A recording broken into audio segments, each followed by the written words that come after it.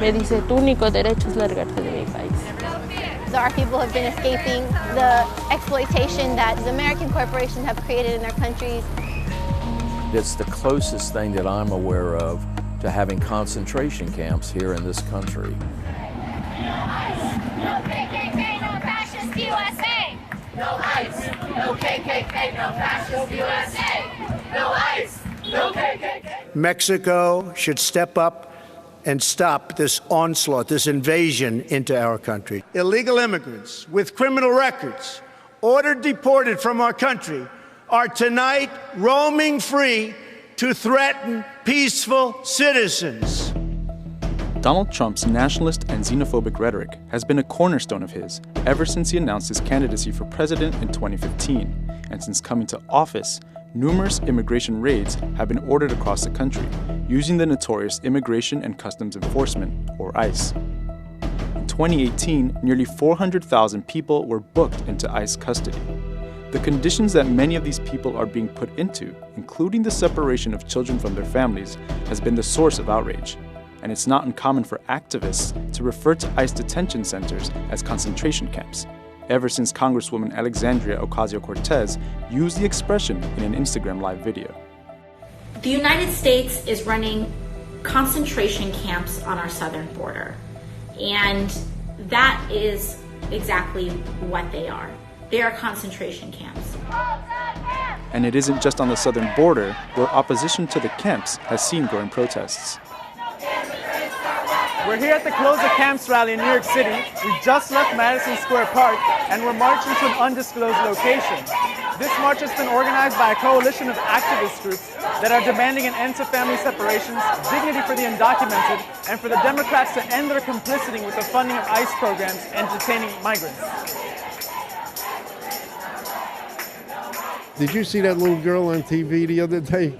The 11-year-old girl crying, where's my parents? She just went the first day of school and she comes home and no parents. I'm here specifically because of the systematic dehumanization of non-white people, which is, something that goes on a lot in this country. There's so many reasons why I'm here today. One is because children in cages. Children don't belong in cages, no matter why or how they came here. I studied a little bit about the rise of Hitler, and it didn't start with ovens and the death camps. It started with concentration camps. It started with, neighbors turning in neighbors. Abolish ICE! Abolish ICE! Abolish ICE! Abolish! Tom and Susan Haggett run a church in Atlanta, Georgia, which has opened its doors to asylum seekers. Although they say the situation for the undocumented in the state is so precarious that nobody has even dared to try seeking refuge there in recent months. Some people say you're crossing a line when you say it, but it's the closest thing that I'm aware of to having concentration camps here in this country. These are not people who are criminals that are in there. There are people who have come seeking asylum because of conditions back in their homeland, because of terror back in their homeland. And here they come here, and look what we do to them. In Nazi Germany, the first concentration camps were established almost immediately after Hitler rose to power. A distinction is drawn between these camps and the later extermination camps where systematic murder took place. But we don't need to look as far as Germany for an example relevant to the United States. The US government also ran concentration camps during the Second World War, which they called internment camps for people of Japanese descent. From 1942 to 1946, up to 120,000 people were confined in these camps under the pretext that they were a possible threat to national security. We've just left New York, a city of nearly 9 million people, many of whom are descendants of immigrants or immigrants themselves. But now less than an hour away in neighboring New Jersey is one of the over 300 detention centers where U.S. authorities are detaining migrants. This is the detention center housing migrants in Elizabeth, New Jersey. It is privately run by CoreCivic, the second largest private prisons company in the U.S. With more than 65 facilities nationwide, totaling 90,000 beds, and an annual revenue of at least $1.7 billion, they are literally getting rich off of locking up migrants. Detention centers are a private enterprise, and somebody's making money off of having people there. And they do work there for minimal wage, and they cook and clean and they take care of everything. They're treated miserably. The number of ways for corporations to make money from immigrant detention seem to be endless. There's of course the construction of detention centers, but there's also food services, drug testing, healthcare, transportation, the list goes on. All of these offer potentially lucrative contracts. Perhaps most notoriously, Amazon has been criticized for selling its facial recognition technology to ICE, which helps them track undocumented migrants.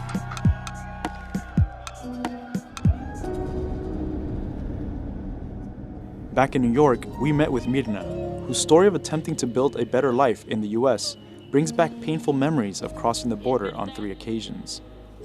After being deported for a first time, she attempted to come back in 2013 to be reunited with her daughters, but was taken to a detention facility in Arizona. ¿Cómo fue ese tiempo en el centro? ¿Cómo te trataron ahí? Lo que pasamos, hasta me da pena contarlo. Nos hacen que nos desnudemos completamente y te tocan, o sea, tus partes íntimas, te buscan armas, drogas. Para mí eso fue lo más indignante.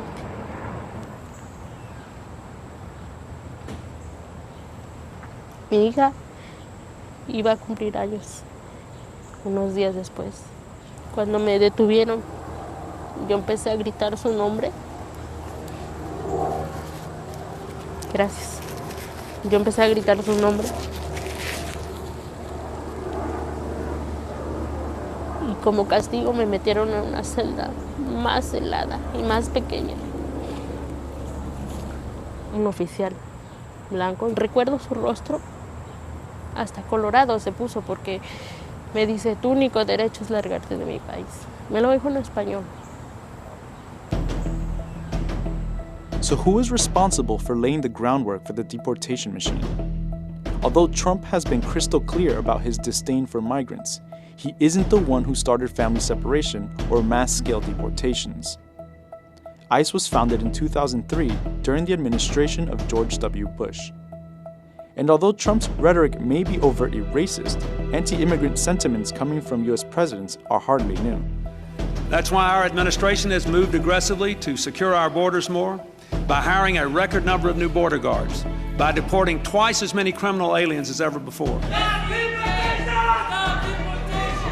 During his 8 years in office, Barack Obama earned the nickname the Deporter-in-Chief for his administration's deportation of more than 3 million immigrants.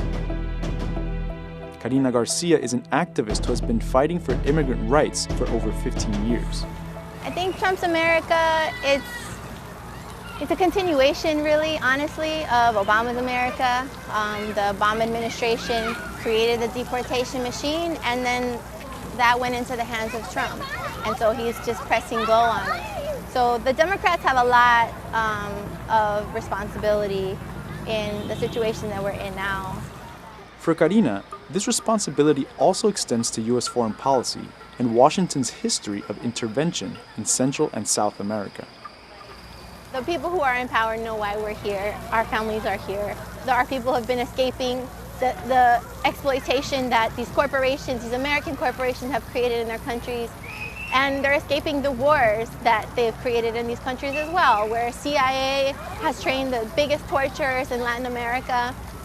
And then people, of course, escape those conditions. Carla also advocates for the rights of immigrant workers in New York City. For her, this exodus from Central and South America hits close to home. Her mother left El Salvador during the country's bloody civil war, which raged from 1980 to 1992. 1 million people were displaced, my mom and actually a ton of my family being among those 1 million people. A country that had a population of 5.4 million at the time. There was a right-wing military government that was funded by the United States, which over the course of those 12 years, the U.S. government gave $4.5 billion to the right-wing government. That right-wing military government was trained by the United States. They were trained here in the United States by the United States.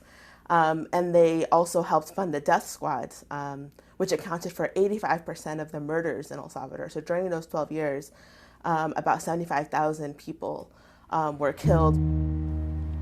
Mirna first left for the U.S. in 1994, the same year that the North American Free Trade Agreement, or NAFTA, went into effect, which is thought to have caused the loss of about 2 million agricultural jobs in Mexico. Esas reformas en el sistema agrario, a mis padres los desplazan de su casa, les quitan su terreno, su casa, y obviamente pues mi papá se enfermó. As the ICE raids continue and the camps keep on running, the scapegoating of immigrants and the emboldening of the far right has had other deadly consequences. On August 3rd, 2019, 22 people were murdered in El Paso, Texas, a border city with a majority Latino population, after a white supremacist opened fire at a Walmart store.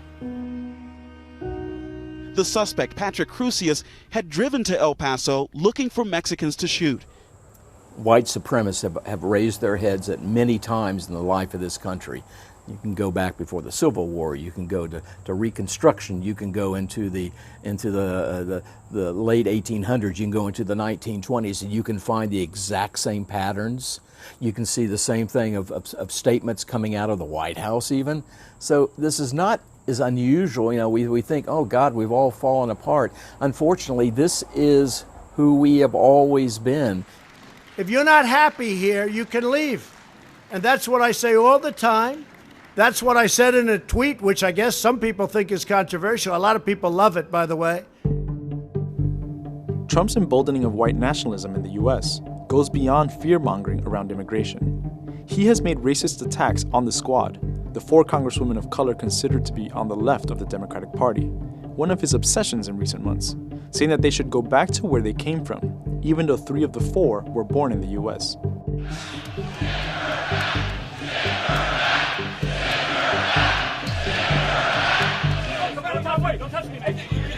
On August 18th, several far-right and white nationalist groups, including the Proud Boys, marched in Portland.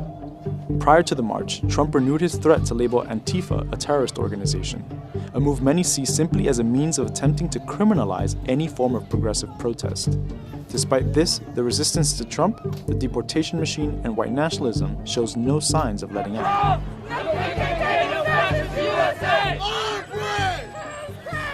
Definitely, there's a lot of the white supremacist tendencies that feel like, oh, it's our day right now. At the same time, there's been a lot of protests and people of color and white people too that have come out and be like, no, it's not that day. What do we want? Close the camp! When do we want it? Now! Close the camps! Now! You will be placed under arrest on the charge of disorderly conduct. If you do not cooperate and accompany the arresting authorities. My family was in Nazi Germany, and we are... So protesters have marched to 26th and 12th Avenue to block the West Side Highway. Behind me, you'll see that the NYPD is arresting dozens of activists who moments before were interlocked sitting on the ground. Old, young, straight, gay, black, white are being arrested at this moment here in Manhattan. Over 100 people ended up being arrested at that demonstration. And in the weeks that followed, the Trump administration continued its clampdown, announcing on August 21st that they would seek the indefinite detention of migrant families with children. For Mirna, who now has a work permit to stay in the United States, it's clear who benefits from the marginalizing of the immigrant population.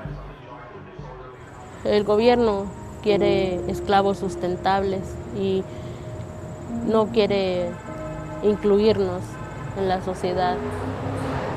Le conviene tener personas así bajo las sombras porque ellos hacen más dinero. Todo esto es el poder económico el que domina. Close the camps! Close the camps! Close the camps!